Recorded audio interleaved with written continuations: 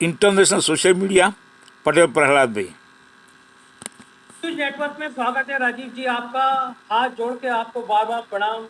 ऐसी ऐसी खतरनाक बात कह देते हैं, आप कभी भविष्य में कहा तो मेरा दिल दहल जाएगा। अभी एक हफ्ता पहले, शायद 16 तारीख का प्रोग्राम था, आपने कहा कि दुनिया के कुछ अलग अलग हिस्सों में भयंकर भूकंप की घटनाएं हो सकती हैं। आपने कहा कुछ दिन पहले कि किसी बड़े आदमी का नाम घोटाले में आ सकता है। जज साहब के घर पे आग लग गई और करोड़ों रुपए के नोट दिखाई दे गए, आ गया बड़े आदमी का नाम। और एक के बाद एक परत खुलती जा रही है। हमारे लखनऊ तक की खबर आ रही है कि नोटों में भी उनके एक साहब का हाथ था, बिल्डर हैं, एक बीजेपी के संगठन मंत्री के करीबी हैं, कितने सहाय को असहाय कर गए हैं। वो छापा भी पड़ा था, उनका इनकम टैक्स था। कुछ लोग चर्चा कर रहे थे, उनका भी कुछ कनेक्शन नोटों में आया। तो बड़े आदमी का जिक्र तो ऐसे आ गया, मैं मान गया भैया, इन्होंने कहा बड़ा आदमी। लेकिन सबसे खतरनाक बात थी कि आपने पिछले हफ्ते कहा था कि जो ग्रह आ रहे हैं, नक्षत्र आ रहे हैं, जो योग बन रहा है वो बड़ा खतरनाक है, दुनिया में भूकंप आ सकता है। म्यांमार में 1000 लोगों के मरने की खबरें आ रही हैं, संख्या कहीं ज्यादा हो सकती है। इतना भयंकर भूकंप, दिल दहल रहा था। मैं तो बंबई में एक होटल में रुका हुआ था, तो मुझे लगा कि ये वाली जो बिल्डिंग है, अगर ये नीचे आई तो कैसे क्या सीन होगा। ये आपको क्या हनुमान जी का सीधा कनेक्शन है? एक हफ्ते पहले कह रहे हैं दुनिया में भूकंप आ जाएगा, भूकंप आ जाता है। बड़े आदमी का नाम आएगा, जज साहब के यहाँ से नोट मिल जाते हैं। ये कहाँ से ग्रह नक्षत्र आपके एंटीने में फिट हो जाते हैं? हाँ, देखो संजय जी, सबसे पहली बात मैं आज आपको दिखाऊंगा कि लोगों को जब ताज्जुब होता है तो ये जो पुस्तक है अपनी क्या नाम है, मंडेन एस्ट्रोलॉजी की ये बुक है। ये मंडेन एस्ट्रोलॉजी की बुक है कि ज्योतिष जो है बेसिकली मंडेन एस्ट्रोलॉजी की सब्जेक्ट में ही ये आता है। आपका भूकंप और नाना प्रकार के प्राकृतिक प्रकोप, किसी राजा का राज्याभिषेक होना, सत्ता चला जाना, राजा, इकोनॉमी, पॉलिटिकल वगैरह। और सबसे पहले दर्शकों को बताना चाहता हूं कि आप अगर इस ज्ञान को पाना चाहते हो तो नारद पुराण पढ़िए। नारद पुराण में पूरी की पूरी एस्ट्रोनॉमी है। नारद पुराण है, आपका पद्म पुराण है। ये 3 पुराण ऐसे हैं जिसमें पूरे ज्योतिष की जो गणित वाला हिस्सा है, पूरा ज्योतिष के इसके अंदर आता है। और ये तीसरा है विष्णु पुराण। तो मैंने आपको बताया कि जब मैंने इसकी चर्चा की थी आपके पिछले प्रोग्राम 16 तारीख के प्रोग्राम में, और बाई चांस मैंने उस समय नए संवत्सर की प्रेडिक्शन कर रहा था, जो कि दर्शकों आपको दोबारा मैं ये हॉरोस्कोप दिखाता हूं कि जो नया संवत्सर शुरू हुआ है कल आपका नया संवत्सर ऑलरेडी। पहली बात तो दर्शकों में बीच में रोक करके अपनी बात पूरी कर रहा हूं। आपको आज जो उदय तिथि है संवत्सर की वो आज है, और नवरात्र भी आज से ही आरंभ हो रहे हैं। तो पहले दर्शकों को नव संवत्सर 2082 की बहुत बहुत शुभकामनाएं। इसका नाम सिद्धार्थी है। तो मैं ईश्वर से प्रार्थना करूंगा आप लोगों के बहुत सारे कार्य मनोकामनाएं सिद्ध हों। और साथ में ये भी आपको बता दें, ये चूंकि संवत्सर का महत्व क्या है भविष्यवाणी करने में, जो मैंने पुस्तकें दिखाई, 12 मीर की एक पुस्तक और भी दिखाई थी, बृहस्पति संहिता, इसमें काल का ज्ञान है, काल की ही पूजा होती है। और ये काल क्या है जो हम अपने जीवन में जाने अनजाने में कर्म करते हैं। देखिए संजय जी, 2 तरह से पिछले संचित कर्मों से के पुण्य से जो मिलते हैं वो उससे बनता है आपका प्रारब्ध, जिसके कारण आप कैसे परिवार में पैदा होंगे, कैसे भाई बहन मिलेंगे, कितना जीवन में पैसा कमाएंगे, क्या प्रॉपर्टी होगी, और कैसे आपके मित्र सहयोगी बनेंगे, ना इस तरह की चीजें। और दूसरे होते हैं आपके आगामी कर्म, जो हम डे टू डे लाइफ में कर्म करते हैं, उनका फल कौन देगा।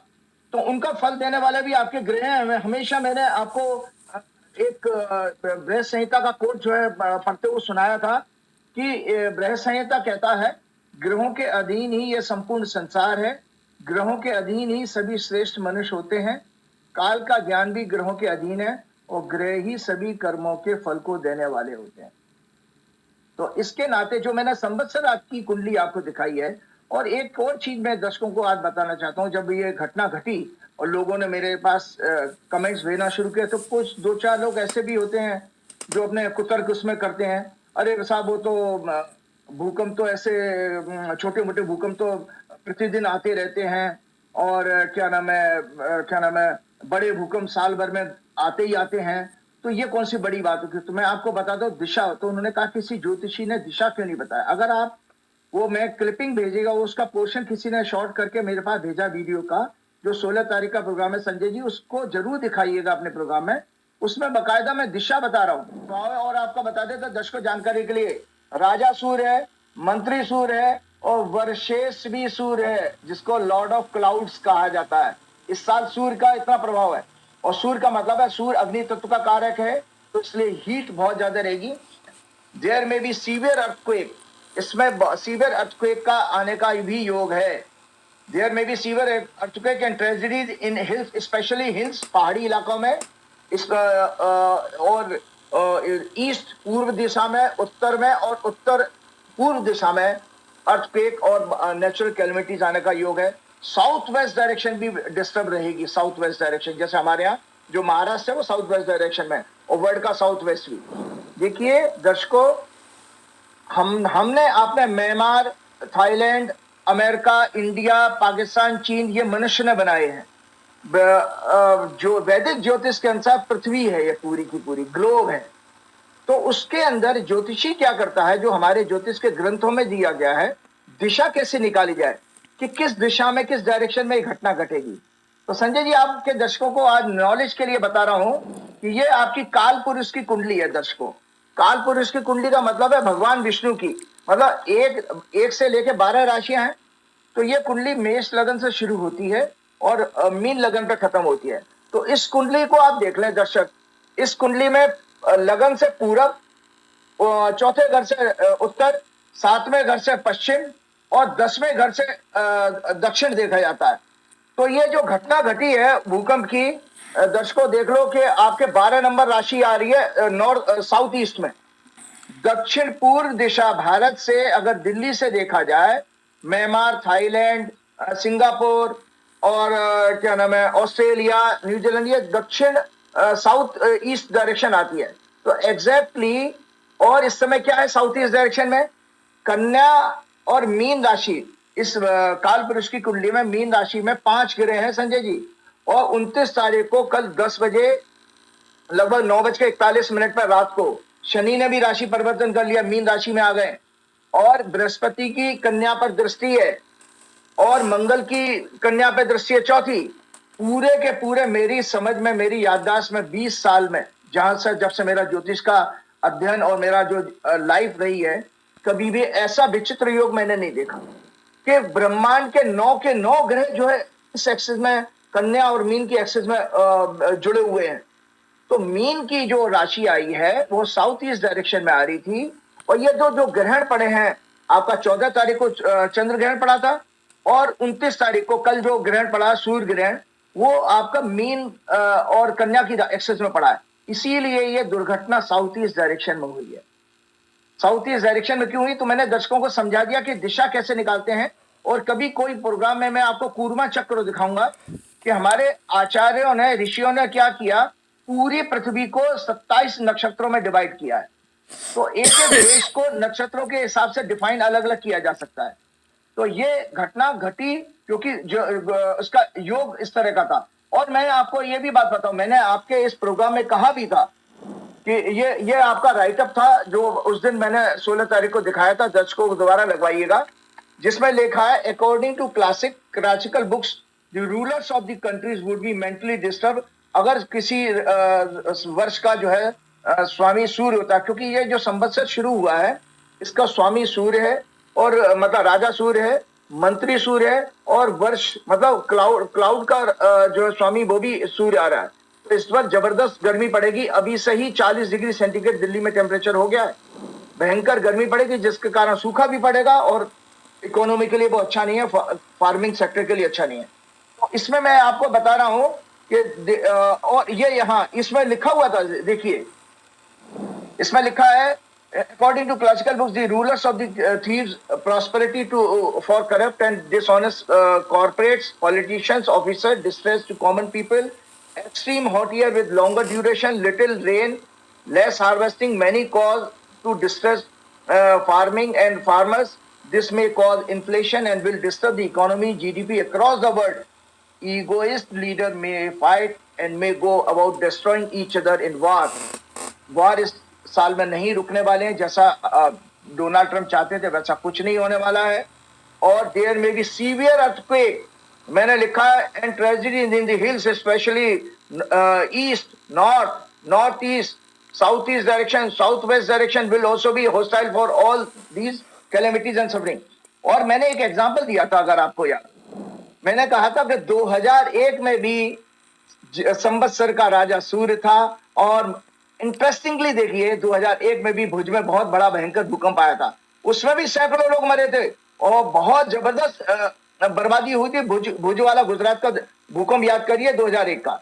और 2001 में भी जो आप स्कैंडल की बात कर रहे थे, करप्शन के खुलने की हाईकोर्ट के जज के, तो 2001 में भी तहलका कांड हुआ था, जिसमें कई सारे जो है बड़े बड़े officer, high ranking officials, politicians और बड़े बड़े लोग उसमें फंसे थे करप्शन के केस में, तहलका कांड में। तो एग्जैक्टली आप देखिए कि सीक्वेंस क्या आ रहा है। तो इससे हमको विश्वास हो जाता है कि किस तरह की ये ऊपर की जो दुनिया है, ब्रह्मांड के जो 9 ग्रह हैं, हमारी नीचे की दुनिया है, जिसे नीचे की दुनिया में बहुत सारे कैरेक्टर हैं, कोई डोनाल्ड ट्रंप है, कोई पुतिन है, कोई जीपिंग है, कोई मोदी है, कोई शाह है, कोई योगी है। इसी तरह इन सबको कौन कंट्रोल कर रहा है? ऊपर वाला ब्रह्मांड में। वो 9 ग्रह के जरिए, 9 ग्रह उसके प्रशासन है, उसकी जो तंत्र है, एडमिनिस्ट्रेटिव मशीनरी है, वो 9 ग्रह हैं, जिनके जरिए हमको हमारे कर्मों के फल मिलते हैं, जो मैंने बृहस्पति संहिता का कोट बताया था। दुर्भाग्य यह संजय जी, जो अभी आप कह रहे थे ना कि 2082 जब संवत्सर शुरू हुआ, बड़े अशुभ काल में शुरू हुआ है। एक तो अमावस्या का दिन, ग्रहण है उस दिन, तीसरा शनिवार का दिन। तो ये सब कॉम्बिनेशन नए संवत्सर के अच्छे नहीं है।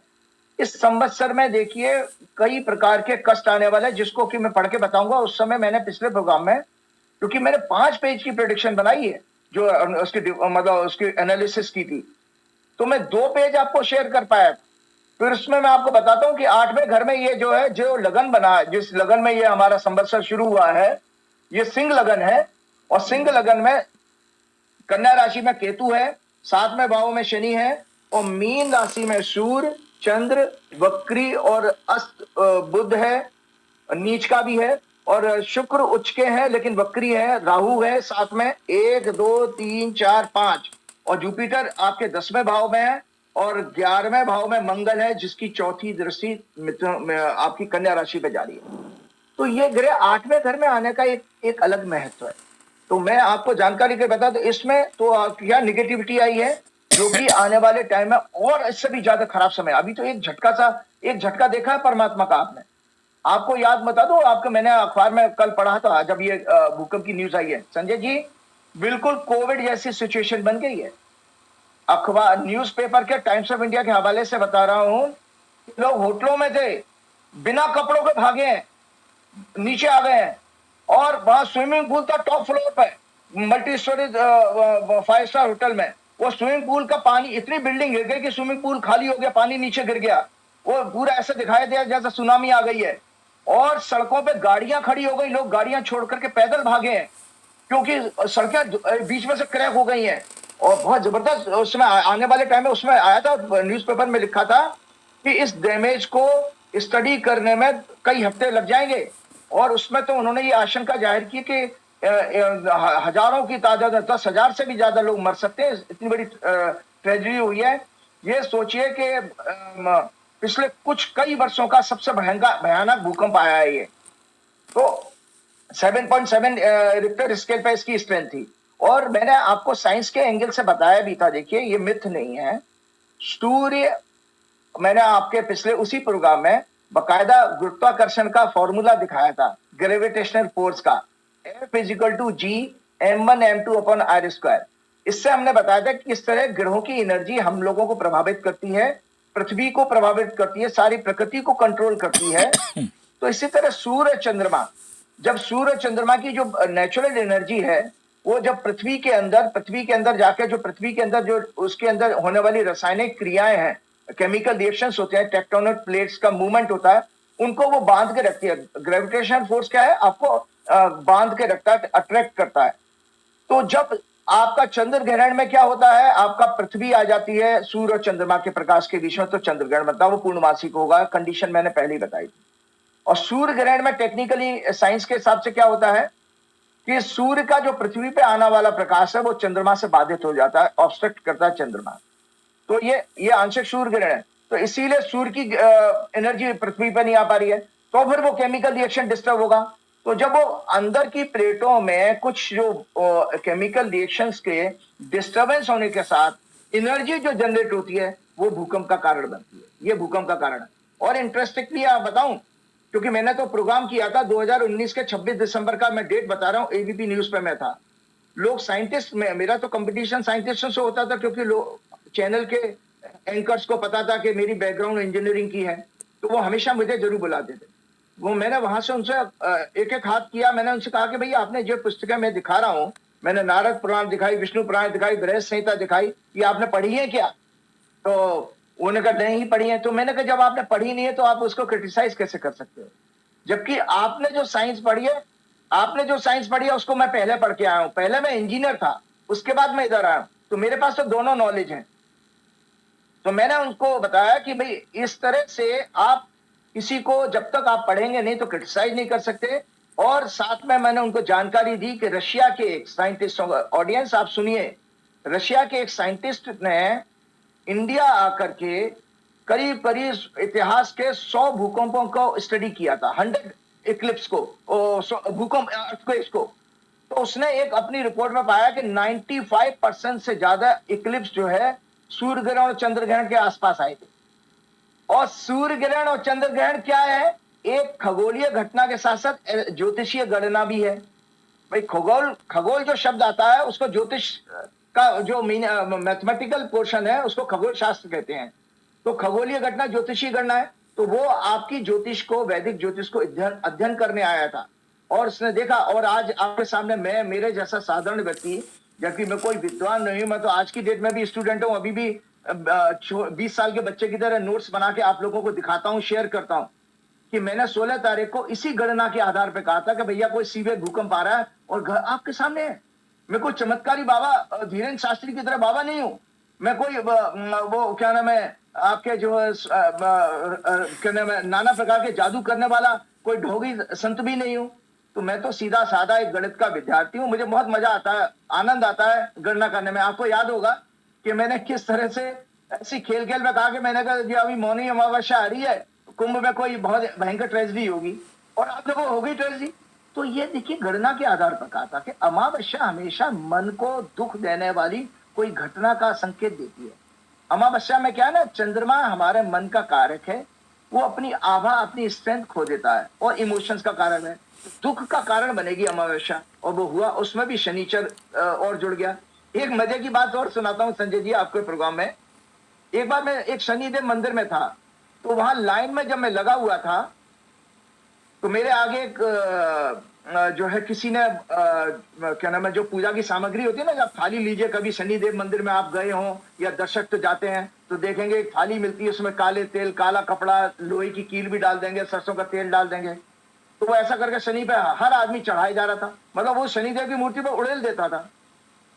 तो मैंने अपने आगे वाले को रोका, ये बहुत साल पुरानी बात बताओ, 10-15 साल पुरानी। तो मैंने उसको रोका, भैया मैंने कि क्या कर रहे हो आप, ये क्या है? ये भगवान को अर्पित करने वाला प्रसाद के स्वरूप है। तो किसी चीज को आप अर्पित कर रहे हो तो उसके सर पे डालोगे कि आप उसके सामने रखोगे? भैया आप सोचिए, आपको मैं भोजन कराऊं, आपके सर पे डालूंगा कि आपसे कहूंगा संजय जी खाइए सामने? तो ये बात मेरे पीछे वाले को बड़ी अच्छी समझ में आई।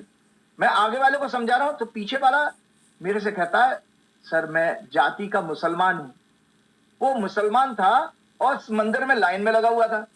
वो कहे जाति का मैं मुसलमान हूं, आपने जो बात कही है आज तक हमको इतने साल से मैं आ रहा किसी ने नहीं बताई। तो बोले, मैंने उसको पुजारी को पकड़ा मंदिर के, मैंने क्यों भैया तुम ये सब चीजें बताते नहीं कि तुम गलत काम कर रहा है? मूर्ति के ऊपर कौन चढ़ाता है, ऐसे गिराता है? ये मूर्ति और गंदी हो रही है, इससे वो भगवान का आशीर्वाद मिलेगा आपको क्या ऐसे कि किसी को भोजन उसे सर पर डाल दोगे आप, लोहे के कीले डाल दोगे, ये डाल दो वो डाल दोगे? तो बोले क्या करें साहब, लोग मानते ही नहीं। तो वो मुझे उस मुसलमान ने बताया था कि हम लोग मुस्लिम लोग आपके यहाँ के दो ही देवताओं से घबराते हैं, एक शनिदेव है, दूसरे हनुमान जी हैं। तो ये मैंने एक लाइटर मोमेंट में हंस मजाक के रूप में बताया कि उसने कहा था। तो ये खैर मैं आता हूं क्योंकि शनिदेव का जिक्र एक बार बताइए, एक घटना तो मेरे साथ भी हुई, दो बातें मैं पूछूंगा। एक बार क्या हुआ, शनि मंदिर में एक हमारे मित्र आईपीएस हैं, अब तो वो डीजी हो गए हैं। तो वो जो है, मैं उनके साथ शनि मंदिर में गया, उनकी बड़ी आस्था थी। हम लोग लाइन में लगे, सबसे पीछे से लगे, पीछे बिल्कुल मेरे एक कुंड सा था, मतलब बड़ा सा पानी वानी सब था। और मैं लगा हुआ इस मंदिर में लाइन में, तब तक वो आगे से थोड़ा धक्का आया और मैं सीधा कुंड के अंदर। अब मैं बहुत देर तक सोचता रहा कि ये शनि महाराज ने कुछ नाराज होकर मुझे कुंड में डुबो दिया। ये तो पहली घटना हुई। दूसरी घटना आप कह रहे हैं कि मूर्ति के ऊपर लोग चढ़ा देते हैं तेल, मैंने खुद देखा है, मैंने भी चढ़ाया एक सुबह। लेकिन ऐसी शिवलिंग पे भी करती हैं, शिवलिंग पे पूरा पूरा दूध उड़े देंगे, बेलपत्र डाल देंगे, तो वो शिवलिंग को भी तो फिर गंदा करना हुआ, या दोनों में अंतर हुआ है? हुआ है, बिल्कुल हुआ है। आपको मैं बताता हूँ, मैं उसमें ओमकारेश्वर में गया था। तो ओमकारेश्वर में जो 12 ज्योतिर्लिंग है, 12 ज्योतिर्लिंग में से ओमकारेश्वर मध्य प्रदेश में 2 है, उज्जैन में और ओमकारेश्वर में। तो ओमकारेश्वर का जो शिवलिंग वो नीचे जमीन में धंस गया। तो लोग बताते थे आज से 20, 25, 50 साल पहले उसकी शिवलिंग की ऊंचाई ऊपर होती थी और उसमें खड्डे खड्डे बन गए हैं। तो ये आपका दूध में केमिकल होता है। आप जो मर्जी चाहे गधा घोड़ा खच्चर सब आपने बाजार से थैली लाए, और मैंने तो ऐसे देखा है, लोगों ने मुंह से थैली काटी और जो होल हुआ और उसको उड़ा दिया। ये कोई भावना है?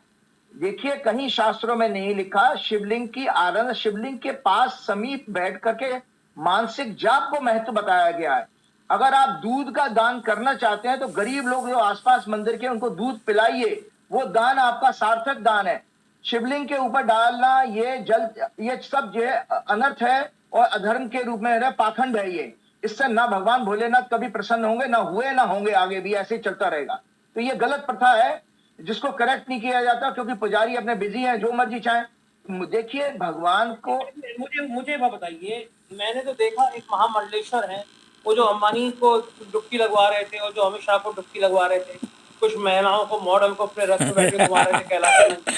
तो मैंने तो उनको देखा है, वो शिवलिंग पे चढ़ाते रहते हैं। तो महामंडलेश्वर को नहीं पता कि इससे शिवलिंग खराब हो रहा है? वो तो महामंडलेश्वर की तो अपनी प्रॉपर्टी है, लेकिन दूसरी जगह करके दिखा दें आप। सब जगह पर ये 12 ज्योतिर्लिंगों का साइज छोटा हो गया है। वो सब इसीलिए, क्योंकि भैया इसमें तो जो आप केमिकल चढ़ा रहे हो, शहद कौन से असली आ रहे हैं, दूध कौन सा असली है, घी कौन सा असली है, ये सारे चीजें रिएक्शन करके उसको खत्म कर रहे हैं। ये अब पाखंड है। और मैं आपको सच्ची बात बताऊं कि अगर आप मेरी बात को, क्योंकि मैंने सब चीजों को मैंने बकायदा, मैं आज इस बात पर इसलिए अधिकारी हूं, वो धीरेन्द्र शास्त्री का नाम है, धीरेन्द्र कुमार गर्ग। असली नाम उसका धीरेन्द्र कुमार गर्ग है। उसने शास्त्री पता नहीं क्यों लगा लिया, जबकि शास्त्री एक आचार्य के कोर्स होता है संस्कृत का, 2 साल का, यूनिवर्सिटी में होता है। तो मैंने तो बकायदा एक आचार्य का कोर्स किया है। 2 आचार्य के मैंने कोर्स किए हैं। ज्योतिष आचार्य का 2 साल का अलग किया था, बकायदा परीक्षा दे के पास की। इसी तरह कर्मकांड में भी आचार्य का 2 साल का परीक्षा दे के पास किया है, क्या नाम है, विश्वविद्यालय से। तो मैं इसलिए इस विषय पर बोल सकता हूं कि कहीं भी हमारे शास्त्रों में इस तरह का नहीं। हाँ, मूर्ति के दर्शन करना, मंदिर जाना, तीर्थ जाना, आराधना करना, ये सब कहा अच्छी बात मानी गई है। और सेवा करने का अधिकार केवल पुजारी का होता है। हर ऐरा गहरा नथु गहरा मूर्ति को हाथ नहीं लगा सकता। आप दक्षिण भारत में जाइए संजय जी कभी, तो आपको अंतर पता लग जाएगा। दक्षिण भारत में आप घुस नहीं सकते गर्भगृह में। तो ये चीजें, क्योंकि वहां पर सेवा के लिए पुजारी की वो मान्यता है कि पुजारी उनको नहलाने धुलाने का, उनका श्रृंगार का, उनका भोग लगाने का काम करेगा।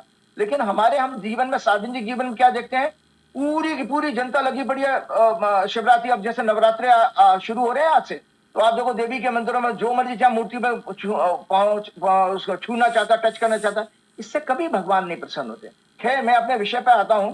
तो आपको जानकारी के लिए बता दो, तो चूंकि इसमें मैंने आपको मीन राशि में 5 ग्रह, 6 ग्रह शनि समेत हो जाते हैं और टोटल 9 ग्रहों का प्रभाव आ रहा है। इसका बहुत बड़ा मायने है, क्योंकि मैं ये राइटअप आप दिखाइएगा, जो इसका बैलेंस राइटअप था, जो मैं नहीं बता पाया था उस समय। 8वां घर क्या होता है, क्योंकि इसी से संकेत मिलता पूरे विश्व के लिए। सत्ता परिवर्तन का योग है और वायलेंट डेथ का भी योग है, राजा महाराज बड़े बड़े लोगों की। तो 8वां घर कहलाता है ज्योतिष के अनुसार। ये मैंने आपको दिखाया था मंडेन एस्ट्रोलॉजी की किताब में, इसमें सिग्निफिकेंस लिखे हुए हैं। 8वां घर proxy war through conspiracy, scientific tools और death of national rulers, presidents, prime ministers, kings और अदर डिक्टेटर्स। डिक्टेटर्स का भी अंत होगा, ये भी है इसमें संकेत आ रहा है।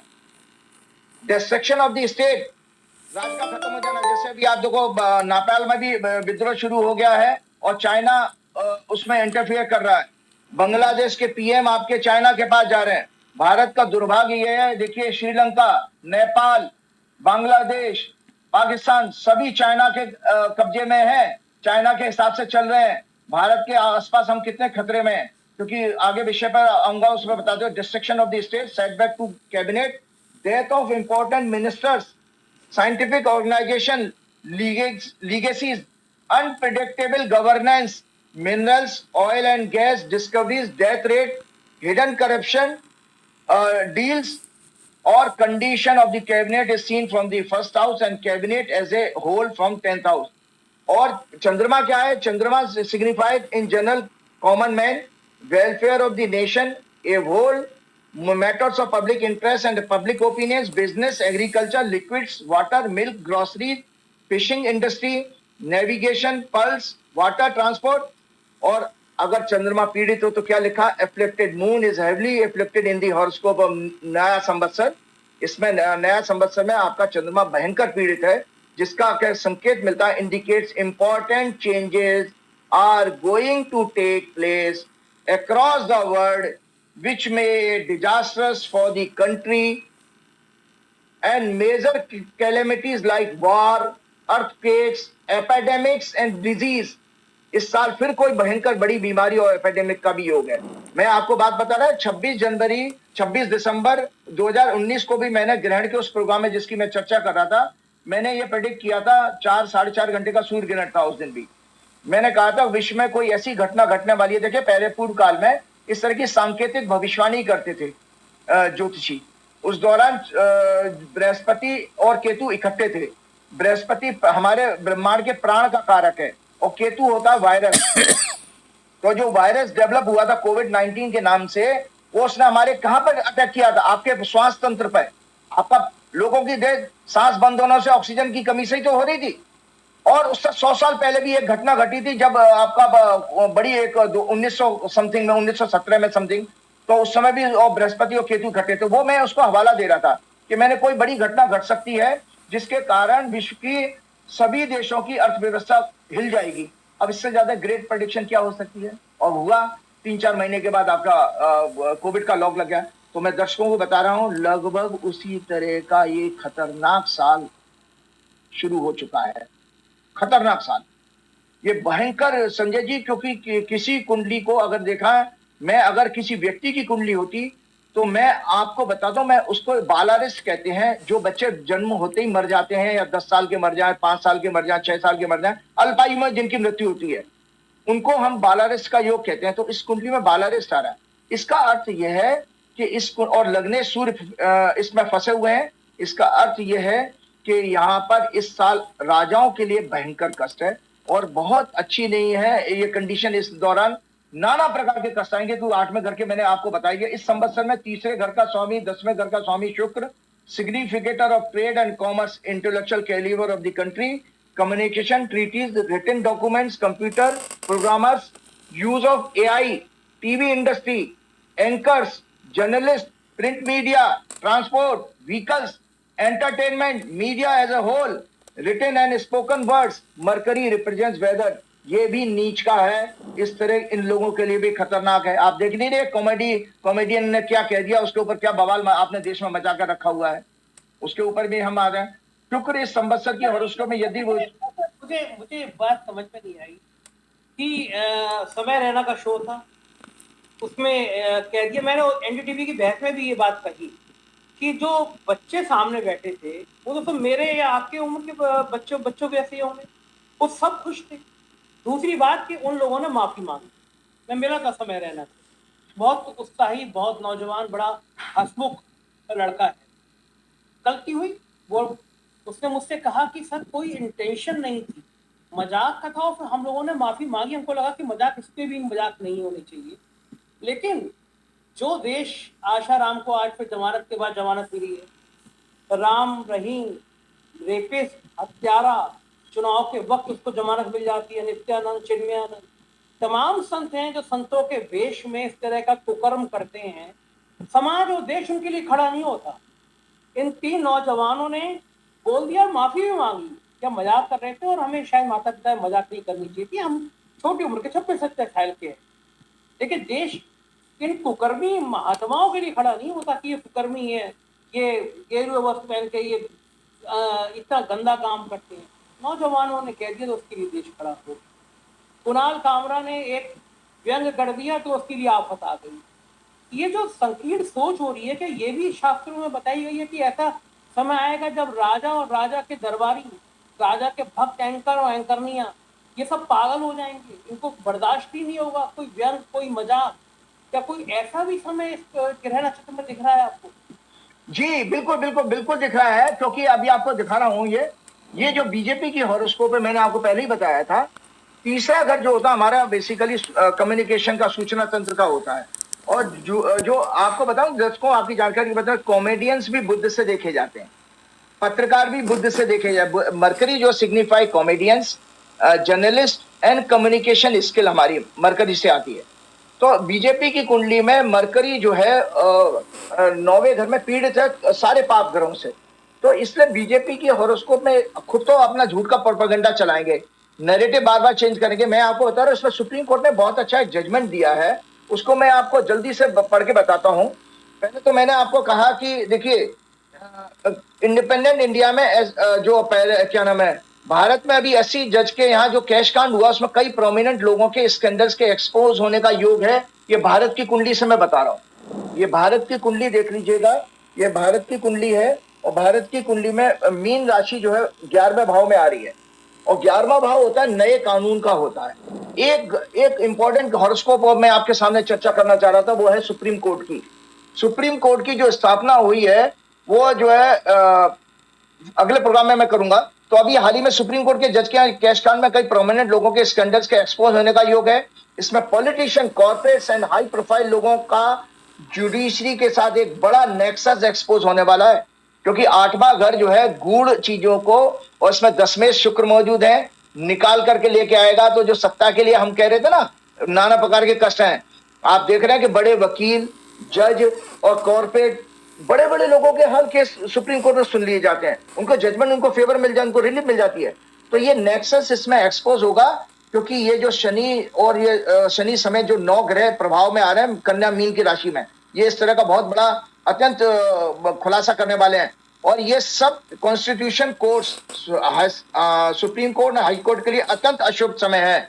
इनकी साख पूरे देश और विश्व में लो लेवल पर गिरेगी आने वाले समय में। 15 मई 2025 के बाद, आप सुन लीजिए जो हमें आपका प्रश्न का जवाब आ रहा है, 15 मई 2025 के बाद सुप्रीम कोर्ट सख्त कार्रवाई करके अपनी वर्किंग में ट्रांसपेरेंसी लाएगा और अपनी गिरती हुई साख को बचाने की पूरी कोशिश करेगा। देश की आम जनता को देश के जुडिशियल सिस्टम से बहुत निराशा होगी, लेकिन उनके जागरूक होकर आंदोलन करने से जुडिशियल सिस्टम उनके साथ अवश्य न्याय करेगा। ये पक्की बात है, क्योंकि आंदोलन का समय सितंबर के 2025 के पहले हफ्ते से शुरू हो रहा है, जब मंगल की दशा शुरू होगी। और आपको मैं बता देता हूं एक चीज, और मैंने इसमें बताया था, वर्तमान गोचर में कम्युनिकेशन, आपके प्रश्न का जो कामरा जैसे